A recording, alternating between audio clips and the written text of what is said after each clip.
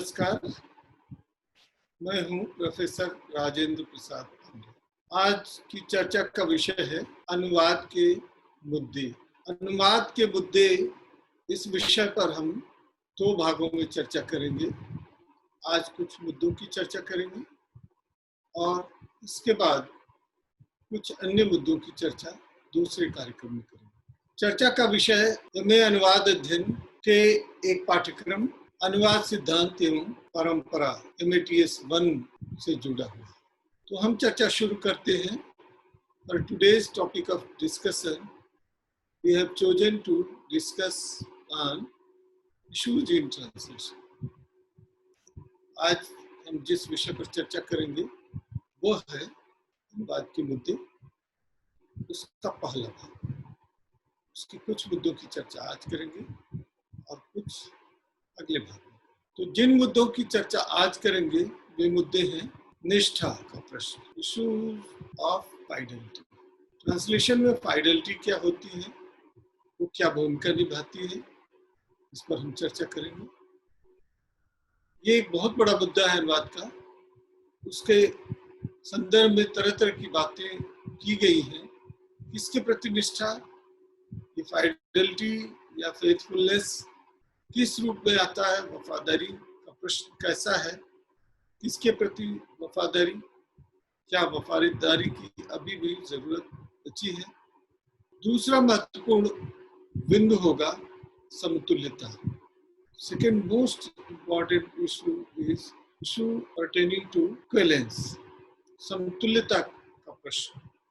अनुवाद में समतुल्यता की चर्चा गंभीरता से की जाती है। सबकी समतुल्यता को लेकर अवधारणाएं भी अलग है। तीसरा प्रश्न है अनुवाद में अंतरण। Third major issue is relating to transfer, transformation, transaction, इन शब्दों का प्रयोग किया जाता है, वो किस रूप में आता है। चौथा महत्वपूर्ण मुद्दा है अननुवादिता, अनट्रांसलेटेबिलिटी। तो आज हम इन चार मुद्दों पर ही चर्चा करेंगे और ये चार मुद्दे इतने महत्वपूर्ण हैं कि उन पर गंभीरता से विचार करने की जरूरत है और उसके विभिन्न पक्षों को समझने की जरूरत है। फिर से हम बता दें कि आज की चर्चा के मुद्दे हैं fidelity, equivalence, transfer and that is of course transfer of meaning. और फिर हम चर्चा करेंगे अनट्रांसलेटेबिलिटी, अननुवादिता। तो पहले मुद्दे की बात करते हैं, निष्ठा का प्रश्न। इस तरह की निष्ठा, ये कहा जाता रहा है, माना जाता रहा है कि जहां निष्ठा होगी वहां अच्छा अनुवाद नहीं होगा और जहां अच्छा अनुवाद होगा वहां निष्ठा से छल होगा। इसको इस ढंग से समझने की जरूरत है। क्या प्रश्न है, क्या मुद्दा है, वो ये है कि फाइडेलिटी का जो सवाल है यानी निष्ठा का जो प्रश्न है वो किससे जुड़ा हुआ है। पहले तो यह तक भी कह दिया जाता था, one who is faithful can't be beautiful and one who is beautiful can't be faithful. ये एक तरह का मिथ्या कथन था, ये झूठ है। This is false statement, this cannot be said to be true. इसे सत्य नहीं कहा जा सकता। निष्ठा और सौंदर्य दोनों का संतुलन संभव है, क्योंकि ये प्रश्न अनुवाद से इस कदर जुड़ा हुआ है, इसको कहीं न कहीं हम देखते ही हैं और जैसे ही कोई डेविएशन होता है मीनिंग में तो कहते हैं कि फाइडेलिटी कॉम्प्रोमाइज्ड, यानी निष्ठा के साथ समझौता करते हैं, अर्थात पूरी तरह से निष्ठा नहीं रखी। तो आखिर ये निष्ठा है क्या? जब निष्ठा की बात करते हैं या वफादारी की बात करते हैं, फाइडेलिटी या फेथफुलनेस, तो हमारा सरोकार ये होता है कि जो मूल पाठ है, the original text, whatever is written in the original text, that must be transferred target language. जो कुछ भी स्रोत भाषा में है वो लक्ष्य भाषा में पहुंच ही जाना चाहिए। स्रोत भाषा की सामग्री से बिना विचलन किए हुए, बिना डिविएशन के वो टारगेट लैंग्वेज में पहुंच जाना चाहिए। और इसकी हद ये हो जाती है कि ये लिटरलिज्म तक पहुंच जाता है, ये अक्षरशः अनुवाद तक पहुंच जाता है। इस अक्षरशः अनुवाद की स्थिति ये होती है कि उसमें हम पाते हैं अनुवादक अपनी ओर से भाषा की प्रकृति, उसकी संरचना को भी भूल जाता है और उसके इतने भयानक परिणाम सामने आते हैं कि अर्थ का लोप हो जाता है और कभी कभी अर्थ का अनर्थ हो जाता है। हर भाषा के जो मुहावरे होते हैं, हर भाषा की जो अभिव्यक्ति शैली होती है वो भिन्न होती है, वाक्य की संरचना भिन्न होती है। अगर उसको समझे बिना कोई अनुवाद करता है और पूरी तरह से निष्ठावान होकर अनुवाद करता है तो कभी कभी उसका जो भाव है वो व्यक्त नहीं होता। जैसे एक छोटा सा उदाहरण मैं अंग्रेजी से हिंदी में देता हूँ, You will be put in hot water। अब एक मुहावरेदार कथन है कि आप कठिन परिस्थितियों में आ जाएंगे, परेशानी में आ जाएंगे। और किसी ने बिना इसकी पृष्ठभूमि समझे, बिना मुहावरे का परिचय लिए बात कर दिया तो क्या करेगा, आप गर्म पानी में पड़ जाएंगे और ये अर्थ का अनर्थ कर देते हैं। इसको समझने की कोशिश ये करें कि वो पूरी तरह निष्ठावान बनने की कोशिश कर रहे हैं, लेकिन बिना मूल आशय को समझे उस निष्ठा को किस रूप में पहुंचे। तो अब प्रश्न उठता है कि किसके प्रति निष्ठा है। Fidel to the words, fidel to the sentence structure, fidel to the meaning, fidel to the closest in equivalence, fidel to the ambience, fidel to the unspoken word, fidel to the nuances। जो मैंने कहा इसका सार संक्षिप्त ये है कि किसके प्रति निष्ठावान होना चाहिए अनुवादक को। क्या जो लिखे गए शब्द हैं उनके प्रति, क्या वाक्य संरचना के प्रति, क्या अर्थ के प्रति, क्या समग्र पाठ के प्रति, क्या अब अलिखित शब्द के प्रति, क्या उसकी जो पाठ परक संदर्भ परक व्याख्या है उसके प्रति। इसलिए निष्ठा के ये प्रश्न जो है वो बहुत संश्लिष्ट है। This is a complex situation and one must understand how to address this issue. इसको डेलिकेट हैंडलिंग करनी चाहिए। This needs to be handled delicately। इसका अर्थ ये भी हुआ कि ये संश्लिष्ट बात है, संवेदनशील मुद्दा है और इस पर कोई भी एक तरह से कहें स्वीपिंग स्टेटमेंट्स नहीं दी जा सकती। एक मुस्त कोई ऐसा एक तरह से कथन नहीं दिया जा सकता, कोई ऐसी बात नहीं कही जा सकती जो इस रूप में अभिव्यक्त हो कि मूलतः ये मुद्दा क्या है। तो उस मुद्दे को समझने की कोशिश करें। तो जो निष्ठा का प्रश्न है, जो फेथफुलनेस का प्रश्न है, वो ये है कि इसका लब्बो-लुआब यानी सारांश ये है कि वो निष्ठावान पाठ की संरचना के प्रति होना चाहिए, अर्थ के प्रति। और अर्थ कहाँ छिपा होता है? शब्दों में। तो शब्दों के चयन को इस ढंग से देखें, लेकिन कहाँ एक बात और है कि टारगेट ऑडियंस को वो एड्रेस कर रहा है। अब यही एक और मुद्दा आ जाता है कि किसके प्रति।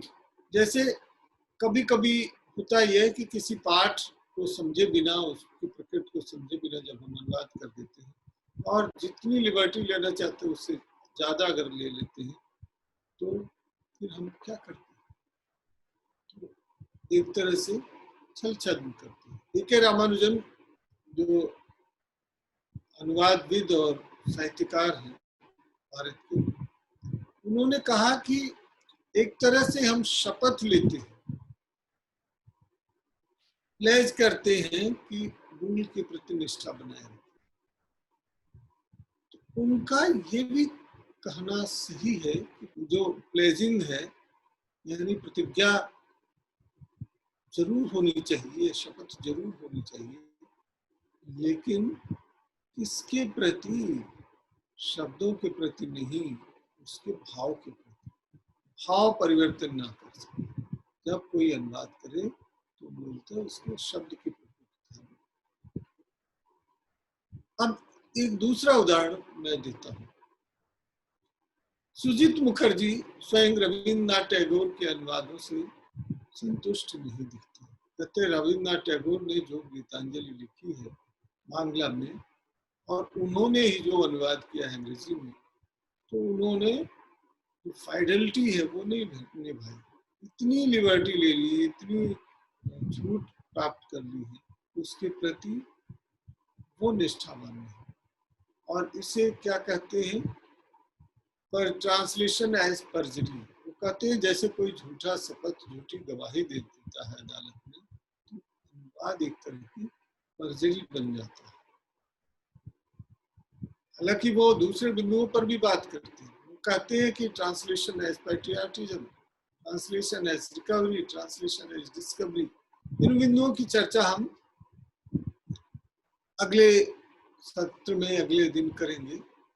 आज कुछ जिन बिंदुओं की चर्चा कर रहे हैं उसमें यह गंभीर मामला है कि हम किसके प्रति निष्ठा करें। तो ये तो स्पष्ट है कि पहले एक तरह से लिटरल फाइडेलिटी की बात की जाती थी, लेकिन अब इन सब चीजों से दुनिया बहुत आगे बढ़ गई है। जैसे पहले कहा जाता था कि शब्दों का अनुवाद होता है, अब यहाँ तक बात आगे बढ़ गई है, शब्दों की का अनुवाद नहीं होता है बल्कि संस्कृत का अनुवाद एंड रिलेफर।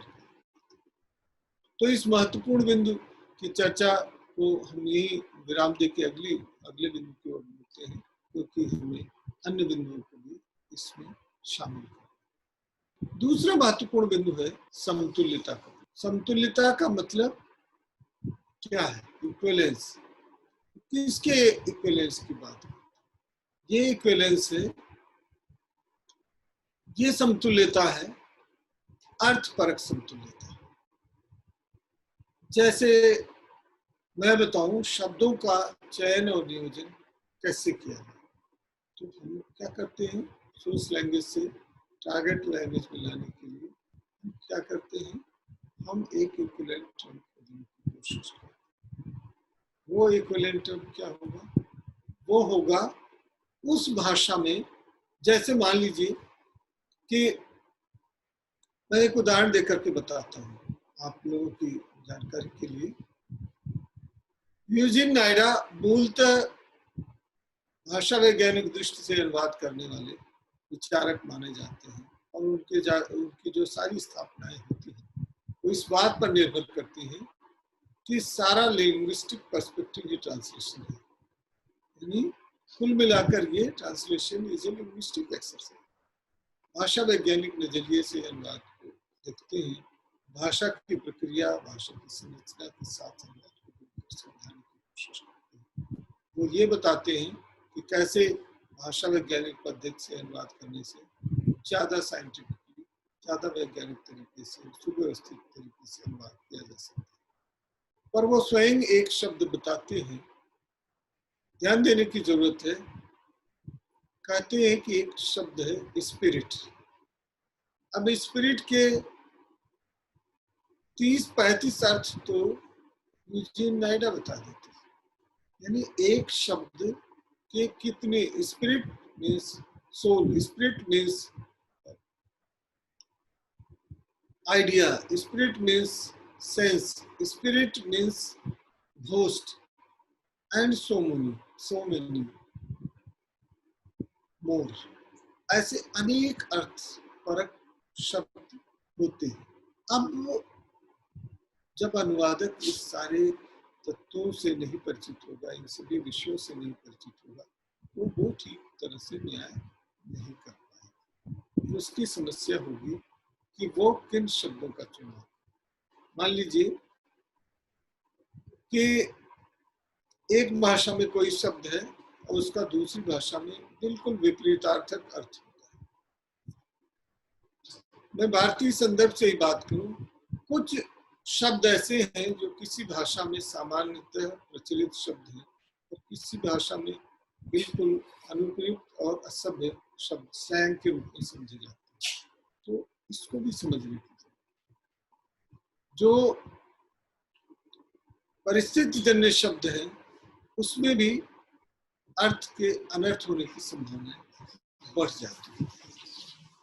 इसीलिए भाषा प्रयोग में ये ध्यान देने की जरूरत है कि समतुल्यता, इक्विवेलेंस कहाँ से है, इक्विवेलेंट वर्ड कैसे खोजा जाए, कहाँ से चुना जाए। जाहिर सी बात है कि डिक्शनरी मीनिंग से तो ये काम चलने वाला नहीं। डिक्शनरी मीनिंग सिर्फ उतनी सहायता इसमें करेगी कि उसके लिए कई अर्थ देगी। अब उस अनेक शब्दों में से सबसे ज्यादा उपयुक्त शब्द कौन सा है? Most appropriate word has to be chosen for translating that kind of text. ये इक्विवेलेंस की बात होती है। तो अब इसको इस ढंग से भी समझने की कोशिश करें कि जब इक्विवेलेंस की बात नायडा कहते हैं तो वो क्या कहते हैं? वो कहते हैं कि क्लोजेस्ट पॉसिबल मीनिंग को, नियरेस्ट क्लोजेस्ट पॉसिबल मीनिंग को एक्सप्रेस करने वाला शब्द, निकटतम अर्थ को व्यक्त कर देने वाला शब्द। और हर भाषा में बिल्कुल सिनोनिमस वर्ड्स होते नहीं, और एक ही भाषा के दो शब्दों में भिन्न अर्थ होते हैं। एक उदाहरण के तौर पर मैं बताता हूँ, जैसे जल शब्द है, अम्ब है, तो है, लेकिन अलग अलग जगह प्रयोग किया जाता है। जब जल कोई चढ़ा रहा है तो उसका होली वाटर के रूप में इस्तेमाल, रेत, जल, पानी और जल में बहुत अंतर। वर्षा का जल अम्बुज हो तो नीर हो गया। अब वो नीर क्या है? नीर अभी ब्रांड भी बन गया मालिक। तो हर जगह जगह जगह उसका प्रयोग अलग अलग होता है। अब इसको इस तरह से समझने की कोशिश करें कि एक ही शब्द अनेकार्थक होता है।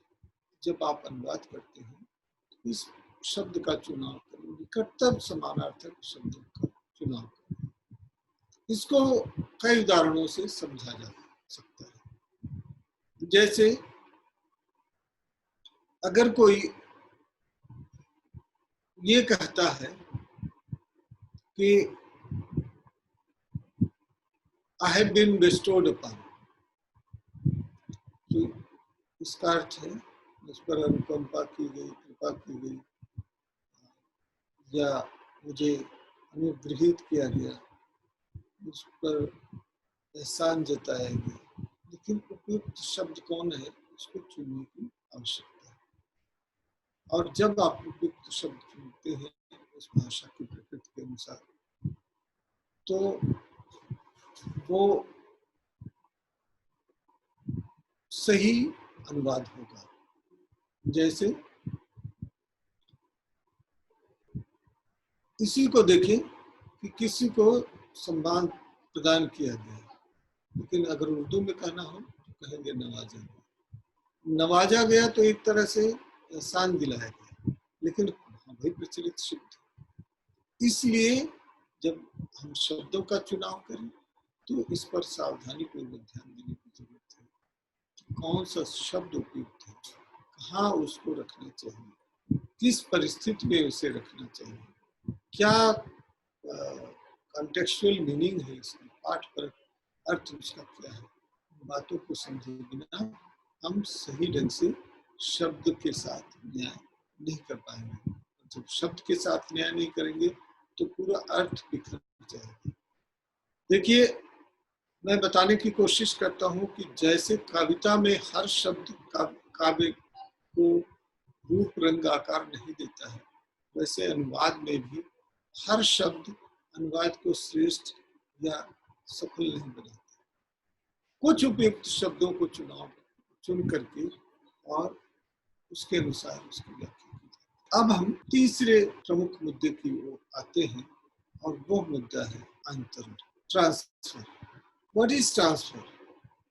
Transfer of message, transfer of meaning, transfer of ideas, transfer of word, transfer of expression, transfer of sentence structure. किसका ट्रांसफर? तो कहीं न कहीं इन सबका, लेकिन सबसे ज्यादा उसके इनहेरेंट मीनिंग की, निहितार्थ का अंतरण होना चाहिए, केवल संदेश देना नहीं है। अच्छा, ये भी है कि पाठ की प्रकृति कैसी है। जैसे मेट्रो में हम चल रहे हैं, ट्रेन में चल रहे हैं, हवाई जहाज में चल रहे हैं, तो सिर्फ उसका एकमात्र उद्देश्य होता है संदेश का अंतरण। ऐसे शब्दों का चुनाव किया जाए, ऐसे उपयुक्त शब्दों का चुनाव किया जाए जिससे जो मूल संदेश है वो एक जगह से दूसरी जगह पहुंच जाए, उसका अंतरण हो जाए, उसमें बिना किसी लाग लपेट के, बिना किसी भ्रम के ऐसी उद्घोषणा न की जाए, ऐसा अनाउंसमेंट न किया जाए जिसमें यात्रियों को सुविधा हो या समझने में कठिनाई। तो हम देखें कि ये जो ट्रांसफर का संदर्भ है, ये जो अंतरण का संदर्भ है, वो ये है कि इस स्थिति में कौन सा संदेश संप्रेषित किया जाना है, किसको संप्रेषित किया जाना है, किस परिस्थिति में संप्रेषित किया जाना है, इसको ध्यान में रखते हुए जो घोषणाएं जारी की जाती है वो संदेश प्रसारण का माध्यम है।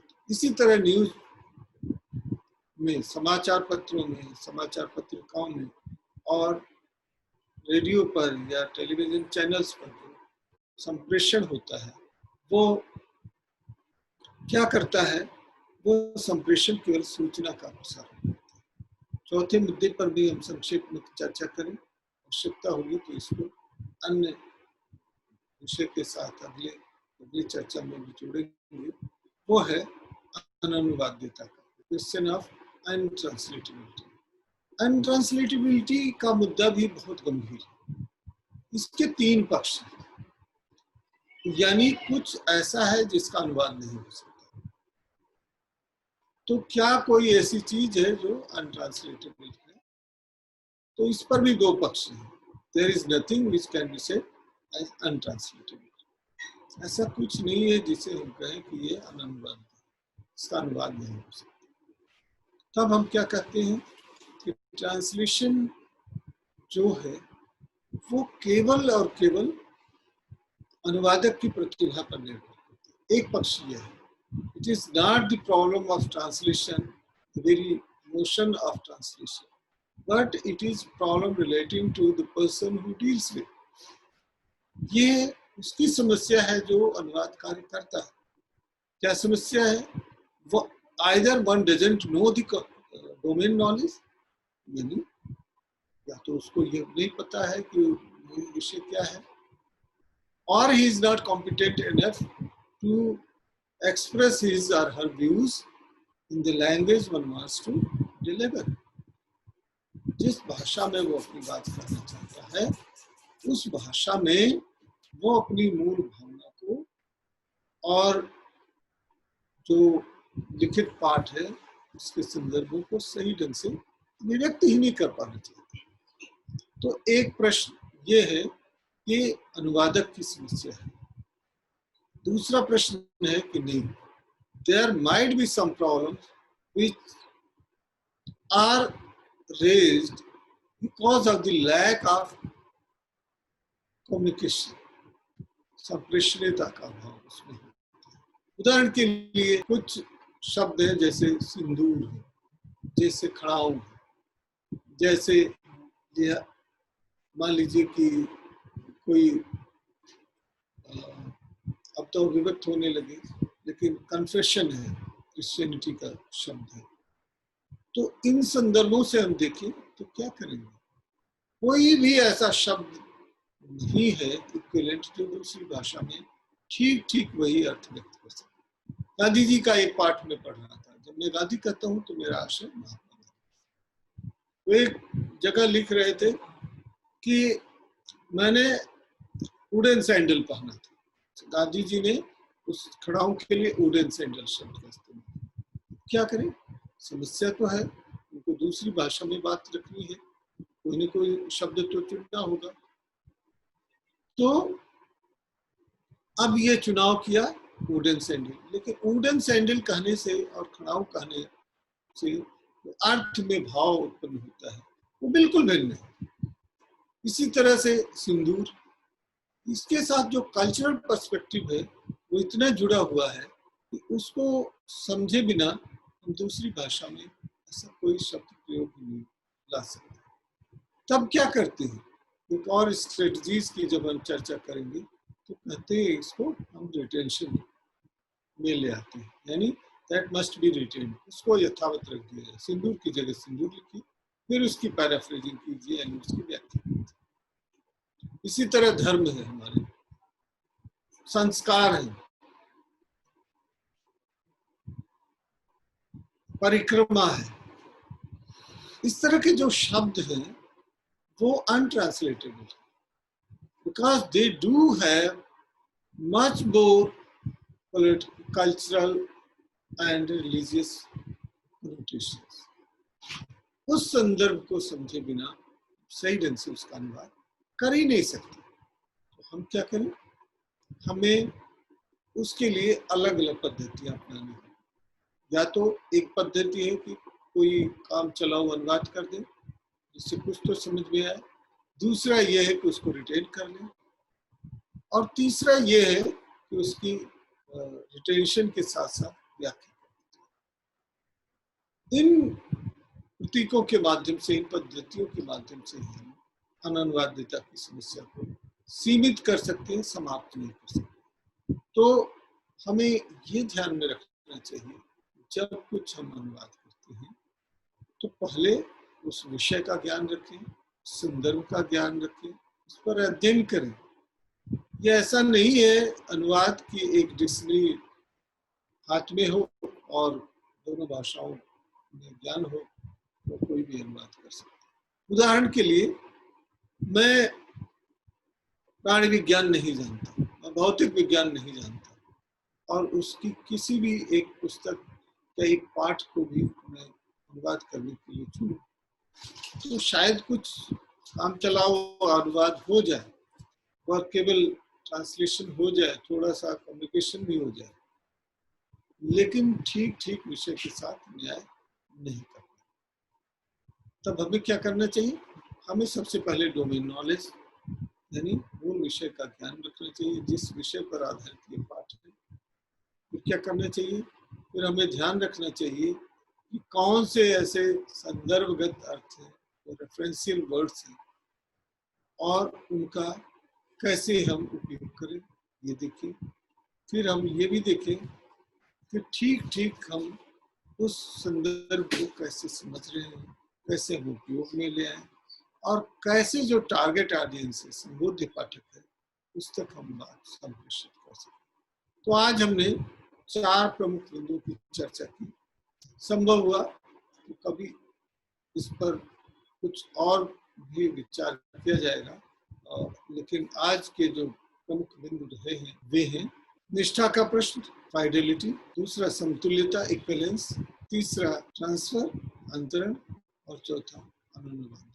आशा है इससे अनुवाद के सिद्धांतों के संदर्भ में कुछ जानकारी अवश्य मिली हुई होगी, और ये चर्चा तब सार्थक मानी जाएगी जब आप तक हमारे विचार संप्रेषित होंगे। हम किसी और चर्चा में फिर मिलेंगे। धन्यवाद।